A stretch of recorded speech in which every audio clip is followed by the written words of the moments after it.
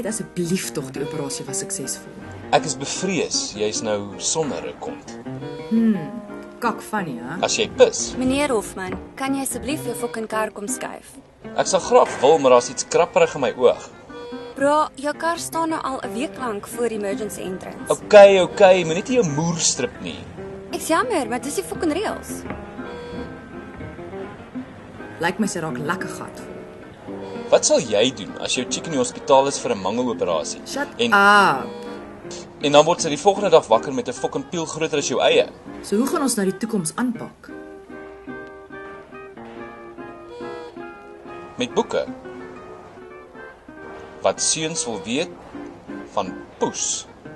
Hoe om jou trilhart te oefen. En jou Zabertonnel is nou 'n Zaber. Tweede druk in sagte band. Wat 'n fok is hierdie? Dis myne.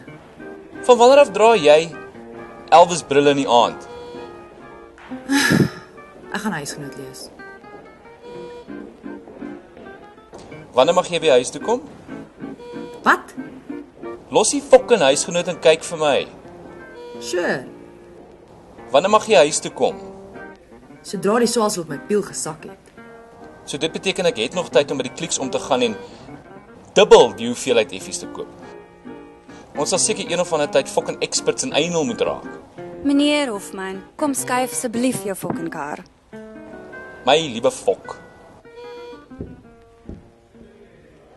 Sien jy by die huis, ou groote?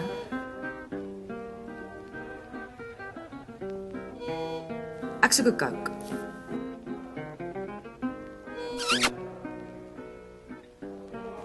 Ek sal by die engine 'n draai gooi. Kliks het nie vanilla Coke nie.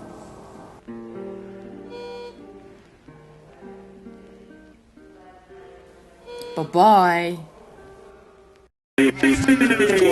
Nou, lê opwindende tye voor.